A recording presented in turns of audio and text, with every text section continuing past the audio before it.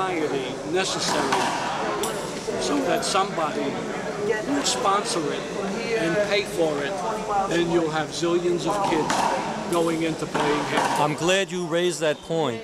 My question, and you answered it beautifully, related to one-wall handball. The reason I concentrated on that first is because many of the great three-wall and four-wall players started in one-wall. They brought the great skills that Bill just mentioned about being fleet-footed, about having hand-eye control, having the ability to kill the ball on the fly, and things like that. With that in mind, there was a rejuvenation in four-wall handball. There is a professional tour which has been on for about 10 years. The top prize now in singles is $3,500.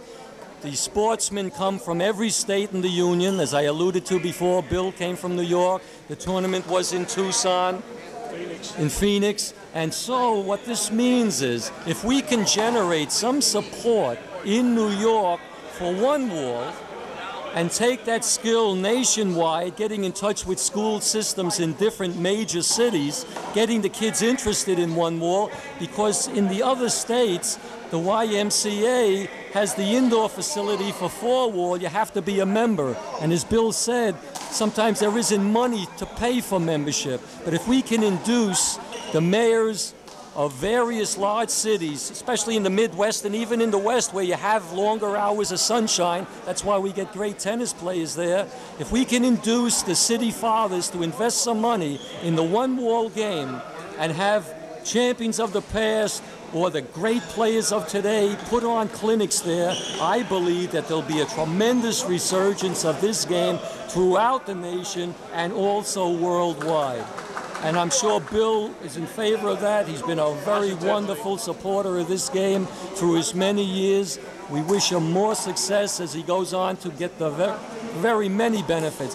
The reason he's standing here and even admitting he's over 70, because he's played handball so long, you get that wonderfully well-conditioned body. You have a sense of camaraderie with all your friends. It develops a more sharply focused mind. And after you use all that energy, you sit down and you get what's called the runner's high. The endorphins surge through your bloodstream and you feel content. So I'm going to allow Bill to make one concluding remark about handball in general and how he's going to, from tomorrow on, how he's going to enjoy the game. Well, I'll always enjoy the game. It's been a tremendous thing in my life. I've played one wall.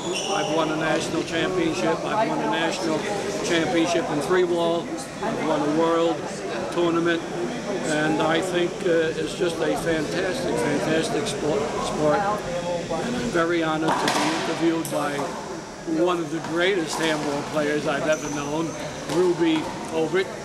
He reads cue cards beautifully, doesn't he? And thank you. Thanks, Bill. Thanks a lot for your help. Okay, we'll rest a while. Do you have enough tapes? Mickey Bleckman has obviously conferred with his fellow think tank progenitors, and to avoid a transcendental manifestation of a cerebral aberration subsumed in a bifurcated dichotomous denouement, he will show us his best side, hopefully, and attempt to answer the question that I posed, as well as Bill Taub did. The question still is, how in New York City, with 1,200 one-wall courts, can we get this game back on track to the pinnacle, which Mickey Bleckman was part of in his days as chairman of the Amateur Athletic Union. Mickey Bleckman. If he doesn't want to face the camera, he can speak from where he is. Oh, I keep touching this, man. I've got a few questions to ask him. Is it okay? Please do. Would you get rid of him? Will he understand the questions? One-wall handball, New York. In the old days, in the 30s, there was a feeling that... I really didn't have anything to do with this till the early 50s. I was speaking about your grandfather's experience.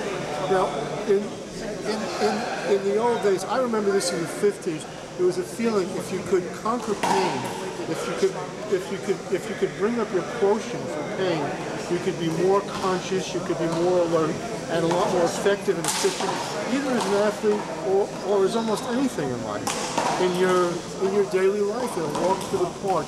Has there been a decline? You had a perfect example here. In this tournament, you had a guy playing on one leg. You had a guy with an artificial leg. And before Al Torres played with Lonergan, Al Torres won innumerable tournaments, many years in a row, with Artie Ryer, who had osteomyelitis as a kid, and who has a fusion of his thigh bone with his hip. He has no motion from his thigh bone to his hip. So that's why he takes these shots? And that's why he limps. He didn't just hurt his ankle or something. That's why he limped. And he could overcome all kinds of problems. All right, but you wanted to ask about the ball. Actually, it's a question that the two of us have been speaking about for a while. Has there been a general decline in intelligence in general, in and out of handball in the country? And a decline in intelligence? Yes. In alertness and consciousness and awareness of life, efficiency and ability to work well? I wouldn't go along with any premise that says there's been a decline in intelligence. Okay. How do you feel? That it's uneven keel or? Whatever you're going to tell me, if it's based on anything, any change in intelligence, I can't go along with it. So I can't follow from such a premise.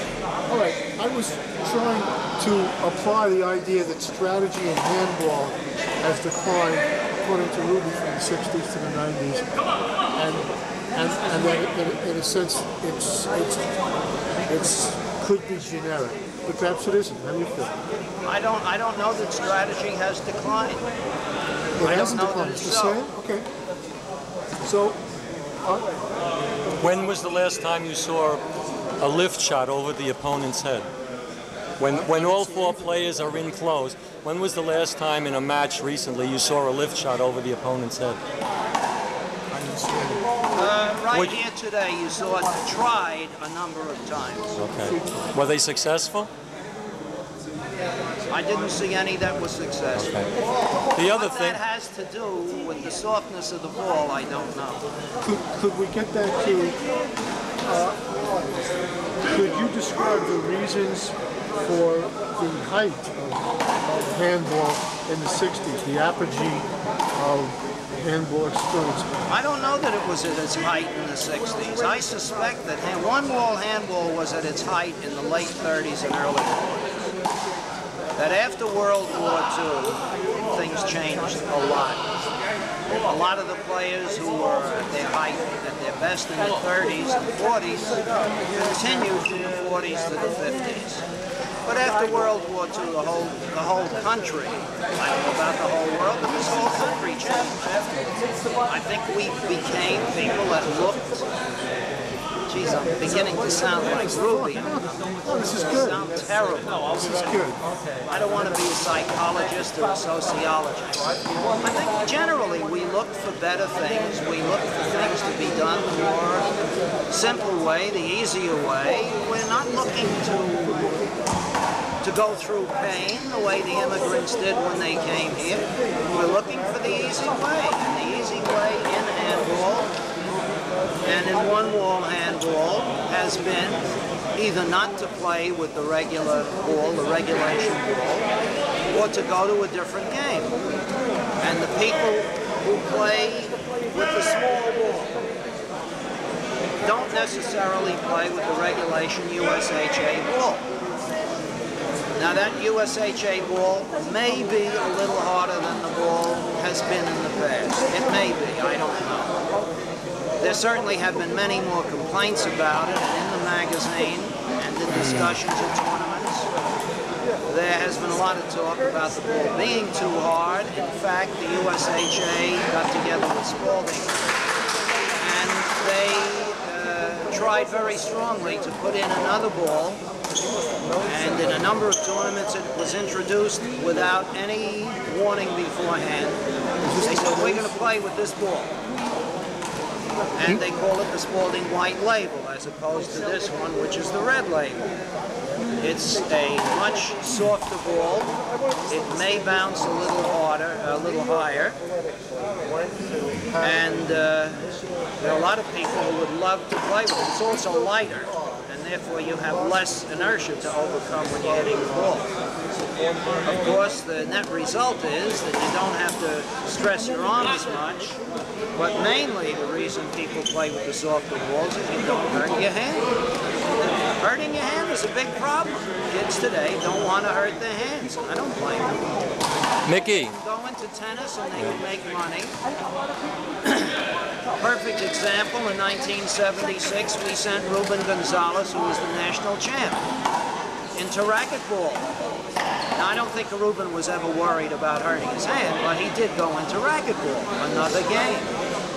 Many people play paddleball, won't play handball because it hurt.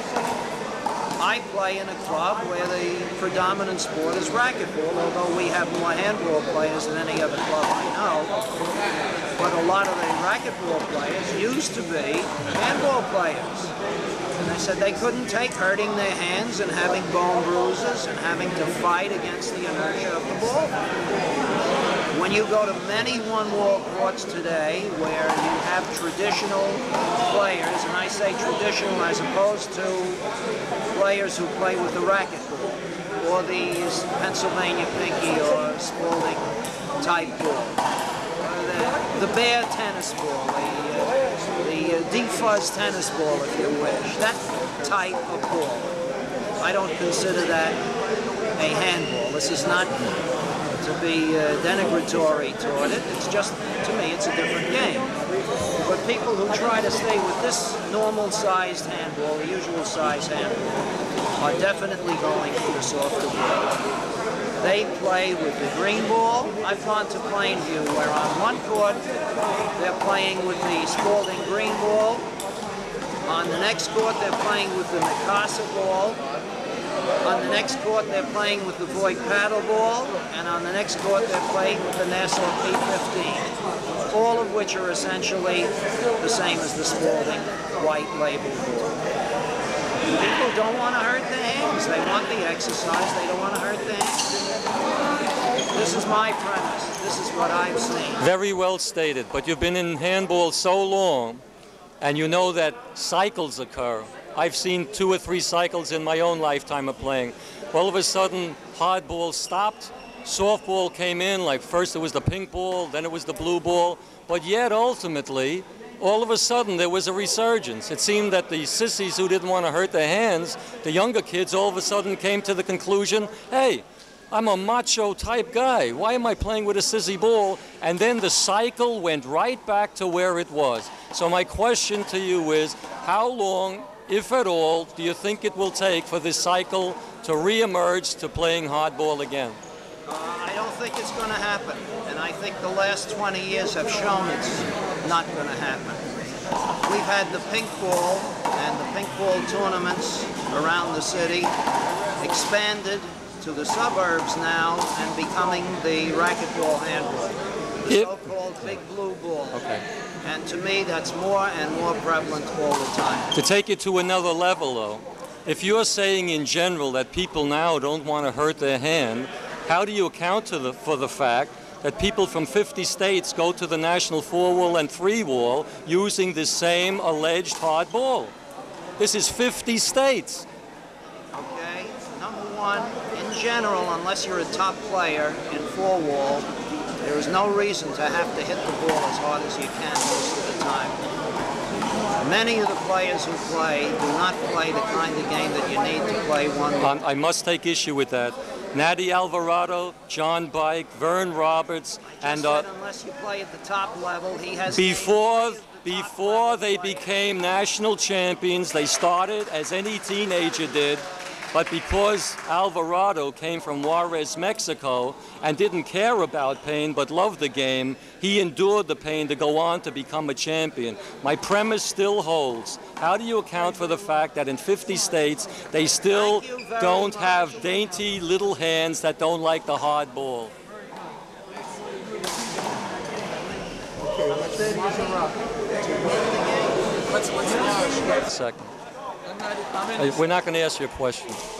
Now, you're looking at my brother Carl Ober. He's been in this game a very, very long time. He's always played with the hardball in tournaments since he was a kid. We played in the winter time, we shoveled the snow, and barehanded we played with the hardball. What I'm going to ask Carl is, how do we counter-neutralize, in effect, the negative attitude of one of the preceding speakers about telling us everything that's negative about handball and not addressing himself to the positive. My brother Carl is a very positive guy. He will now address himself to the positive aspects of this game. One of the things that I wanted to say, that Mickey had a point about the softball most people want to play, but I related to football players. They get hit hard. Let's stop hard hitting. Handball should be started at an early age with the blue ball to get you involved, to give you the exercise, to get you physically strong in order to play the men's game, in order to use your mind, not just your physical attributes. Handball with the hardball, you need mental skills and physical skills. But it can't be played like walking off the street. The easy way out is to say everybody play like walking off the street, I can play the game, wow. But in anything, the more time and effort you put into it, that's when you get the real thrill out of a sport. So I recommend, yes, use the blue ball to begin, and then go to the mental game, which is the hard ball, because it takes more dexterity, more thinking, and the higher up you go, the more creative work of how to win the game. Anyone can hit like a paddle player, hitting the ball. That's what the blue ball is. Push the ball, but it doesn't give you thrills. And if you want great thrills, see double reverses, balls hit behind the back at super speed, people giving their all. It only comes when you devote yourself, and that takes good shape, knowledge, and then the game will give you the greatest thrill. I've seen professional football players start to play handball, and we've taken them, told them about what handball is all about, and they say football is nothing compared to this. Okay, we're just about to get started with the finals match. Last week we had a qualifying round.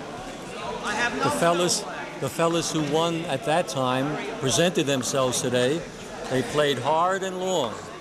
And now we have the finalists who are going to try and take away the 1991 version of the United States Handball Association Indoor Doubles Championship. We're located someplace in Coney Island. We're just a stone's throw from the Atlantic Ocean and another stone's throw away from the famous parachute jump at Astroland. We're a stone's throw away from Nathan's and their hot dogs and their 75 years of being in business. I'm sure some of the spectators and competitors here during the intermission found their way down to Nathan's to fill up their bellies with some of the delights of the atmosphere that's created by being in Coney Island. Over to the left is Albert Apuzzi. He's the man most responsible for putting this tournament together. Albert is going to tell us something rather interesting about what went into putting on a very difficult tournament. The reason the camera is crooked, as he correctly said, I'm trying to get some of the audience that came down today to see this tremendous championship. Albert, the question was put before, how to promote handball in New York with its 1,200 courts, its many students who play handball. What in your judgment will be used in your own way, from your experience, to promote the sport? Give them some incentives, either prize money or some kind of awards or scholarships, bicycles, radios, whatever. And they'll come around. Where's the money going to come from? It has to come from either individual donations or hopefully sponsors. Okay, what in your judgment is the correct way of going about getting individual sponsors or corporate sponsors for that matter. I can't hear you. How, in your judgment, can we get individual contributors or corporate sponsors to foster the growth of this magnificent game? Part of it is you have to work through the Handball Association, where when you go into a sponsor, you can show them an article in a nationally published and distributed magazine. You can show them maybe the cover of the magazine. It looks a lot more presentable. It has a lot more punch to it. Albert, over the years, you've been a tremendous competitor on the national one-wall scene. You've recently gone into three-wall and four-wall. But from especially your one-wall experience, being a national singles champ and multiple doubles champion, what do you bring to this place today in seeing what you've already seen? What do you think this game of doubles is all about in the 1991 version? 1991 version?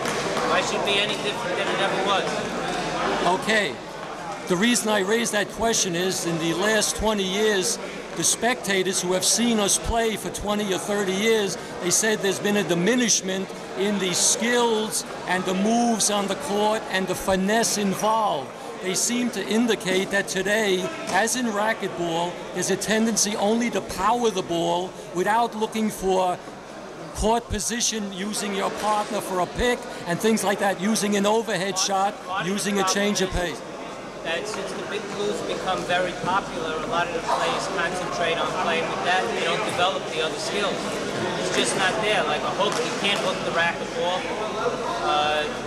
You don't have the same type of volley game. It's pretty much just standing on the short line and banging the ball at each other. And why should changing the ball all of a sudden make a cerebral, difference in the way the player is? You're starting to talk like me now, Albert. That's good. But keeping in mind that there's 1,200 one-wall courts in New York already, and keeping in mind that there's about 90 high schools which have 6 to 9 team members all playing with this so-called hard ball, how in your mind do you think that we can promote the game of one-wall, first in New York and then nationally perhaps? Well, there's one thing that's being worked on right now, and that's changing the handball to the lower limit of the official standards. That way, by decreasing the weight, you're going to make the ball softer and easier to play with. That seems to be one of the big reasons that people play with the racquetball instead of the handball. Another reason is the financial shape of the city. The ball costs $2.50, which you have to buy at least one every time you play. A pair of gloves is about $20, and that's without any court time. I mean, we're lucky enough to have public courts. Big expense to people. They pick up a racquetball and play with the same ball until they lose it. That's the end of that. But here's my point. I think that as kids, you and I started without gloves. We shoveled the snow off the courts in the winter and played barehanded. I think you're going to get 100,000, 200,000 kids still playing. And then perhaps when we get to the higher level, when we get to the higher level in evolution and the cream rises to the top, perhaps we can give those kids the balls and the gloves and the sneakers to still promote the sport. Well, they have the things. It's just a lot of kids want to play with the regular handball, and it's not popular where they play. Okay, we're going to continue with Albert in a while because the finals have already started. Okay, what we have now is... What we have now is the finals of this USHA National Indoor Doubles Championship. After a lot of grueling play, not only last week but this week, David Sheldon and his partner Robert Sastry have survived the preliminaries and the qualifying and have now made it to the prestigious finals of this game. Their stalwart opponents are the seasoned, talented tandem of Paul Lonergan and multi-titled Al Torres. Not only has he won many singles championships, but also doubles championships with Artie Ryer. Again, keep in mind, teamwork is the prevailing attitude. Also keep in mind that Sastry has the eye of the tiger. You can see it on his face. He said, if I came this far, what is to prevent me from going all the way and winning this championship? That, I think, is about to unfold now. Keep in mind, Al Torres, the older player, has performed well in the preliminary match, but being older, his muscles will tend to tense and get a little tightened after the time out between the matches. It's going to take him longer to warm up. When he does warm up, keep in mind, he may lose half a step. He may lose a little alertness. And because when fatigue sets in, since he's the dominant man on the court right now and the alleged shot maker, if he doesn't keep producing, Paul Lonergan, the man who's going to retrieve, may not be able to help him out. But let's see what unfolds.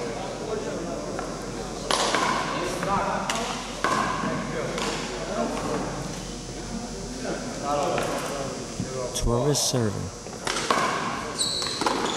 He wasn't afraid to take that second serve. Two things are wrong with this. He didn't take a long warm-up because I think his muscles are tired and he wants to save his energy. And two, the reason he went for that low serve right at the beginning, I think he wants to score quickly and then hope to hold on to the lead near the end. If they start volleying here, and he just keeps volleying, waiting to get into the thick of the game, say at the 13th to 14th point, he may never have enough juice in order to get to the 25th Street. Again, the muscular Paul Lonergan, also who put out a tremendous amount of effort in the preceding match, his muscles are tensed up too. So now they're not warmed up. They should have taken a longer warm-up, in my judgment, even though you are a little tired. If you notice, Sheldon and Sastry, they took a long warm-up. They're ready to produce right now. They will score points now by the default of the back team, not by anything they're going to do. That ball looked out over here. It wasn't called out. Sure did look at it. I think the referees haven't been awakened by throwing cold water on them. Sastry, for some reason, took a very low percentage serve attempt there. He tried to put it behind his back, and he was only about a foot from the left line as it was. You have to be a surgeon to make that serve stay in. At this juncture, he should keep the ball to the long line, pushing his opponent's back, and then switching off to just over the short line type of serve. As you can see, Torres is anxious to score a lot of quick points. The question is, if they do, can they hold it?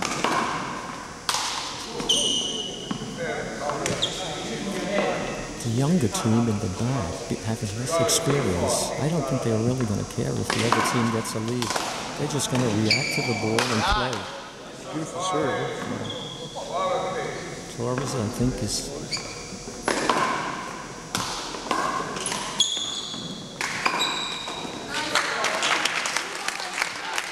All right. Sastry re-killed that ball. One man down. Paul Lonergan serving. I think Torres' quick effort here is going to be counterproductive. He has to save the juice in the tank until he's completely warmed up, say about the 10th point. He's throwing caution to the wind by going for those fast, quick points. If he should happen to miss, that'll give more incentive to the back team to do a number on him. Again, Lonergan will continue to play safe. You can see by Torres' movements that he's not really moving rapidly as he did in the first match. That explains a lot of his activity now.